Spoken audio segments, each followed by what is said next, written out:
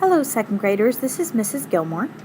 We're going to be working on part 2 now of lesson 5. And this is the part in which I'm going to explain the second method of subtraction. In the last part, you learned how to do the expanded method. So in the next section, I'm going to teach you how to do the ungroup first method. Okay, in your math journal, I want you to write down the name of this next method we're going to learn. This is the ungroup first method. The last method we learned was the expanded method. This is the ungroup first method. And when we had our problems about Mr. Green and Mrs. Green and their grocery store, Mr. Green and Mrs. Green didn't always do their math the same way. Mrs. Green likes to use the ungroup first method. So if you remember back to using Mrs. Green's method, Mrs. Green added 64 plus 28 in a slightly different way than Mr. Green does. So let me remind you how Mrs. Green would do it. In your journal, I want you to write 64 plus 28. Mrs. Green liked to use the new groups below method.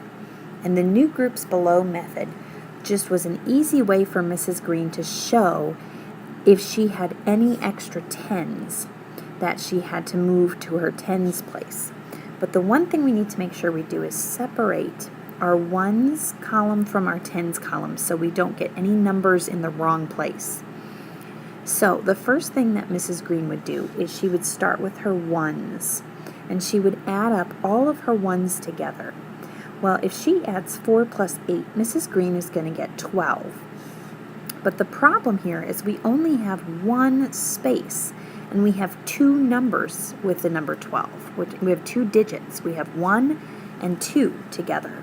So in order to figure out how to move that number in a place where there's space for it, Mrs. Green says that the 2 in 12, which is 2 ones, can go underneath the ones place.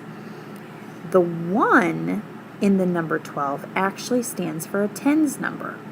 So in order to put that number in the right place, we have to move that 1 over to the ones column. So the 2 stays in the ones place, and the 1 gets moved over to the tens column. So now we have one extra 10 sitting over in our tens column. So now I'm going to add my 60 plus 20, that's 80, and one more 10 would give us 90. So I'm going to put those 60 plus 20 plus 10, or 6 tens plus 2 tens plus one more 10, gives me 9 tens. So notice Mrs. Green got the same answer as Mr. Green, but she used the ungroup first method. The new groups below method. So the method that Mrs. Green likes to use for her subtraction is very similar to how she uses her addition. So she's going to use the ungroup first method to use her subtraction. So here's how she does it. Mrs. Green is going to have the same problem as Mr. Green does. So she has 64 tomatoes in her basket. And you can write this down again in your math journal. 64 tomatoes in her basket. She sells 28 of those tomatoes.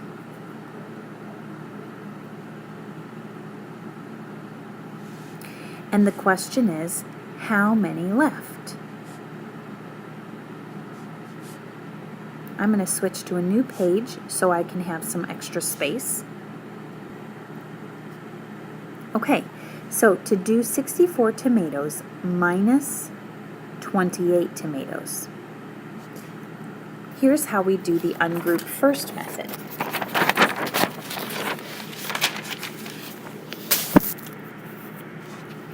For ungroup first, we're going to draw a picture just like we did for our expanded method. So we're going to start by drawing our 64 tomatoes for our total number of tomatoes. That's 1, 2, 3, 4, 5, 6 tens and 4 ones. Then the next thing I'm going to do is I'm going to separate my ones column from my tens column so I don't get my numbers confused. And then I want to look at my ones digits. I have 4 minus 8. So I need to ask myself first, do I have enough ones on top to subtract 8 ones from them? Well, if you look over here at my picture, you're going to see only 4 ones. But I have to somehow subtract 8 ones from that. So you can tell right away, because 8 is the number on the bottom and it's less than the number 4 on top, we're not going to be able to subtract that. So I'm going to ungroup my tens right away, and I'm going to cross off one of my tens to borrow, and I'm going to ungroup that 10 and turn it into 10 ones. So if I take one 10 away, that's going to leave me with 5 tens over here. Then I'm going to ungroup that 10, and I'm going to turn it into 10 ones, and I'm going to put those extra 10 ones over here in my picture.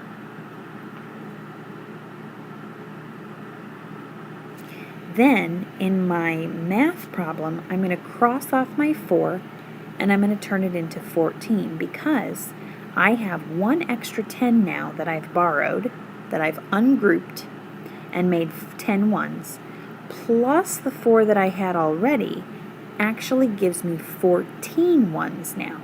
So I crossed off my 4 and made it 14 ones. Now I can go ahead and subtract 14 minus 8. So I'm going to subtract 8 ones. 3, 4, 5, 6, 7, 8. And here I can see how many ones I have left. So I'm going to subtract 14 minus 8, and that's going to leave me with 6 ones left.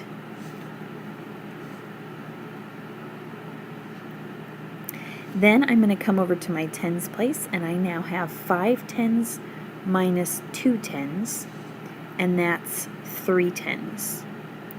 So make sure that over here, Mrs. Gilmore keeps forgetting to do this. When I borrowed my 10, I forgot to cross it off over here in my sticks. I forgot to cross off one of my sticks.